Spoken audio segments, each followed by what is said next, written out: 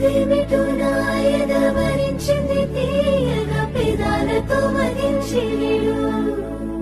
నీ మీసమే మురిసింది ముద్దుల బాకుల మరింతగా సుఖించిడు మోముకు కాళ్లకు నునులేత వేళ్లకు పూలతో దిష్టి తీయనా కందుల తోటలో పూచిన జాబిలి నీవని హత్తుకుందు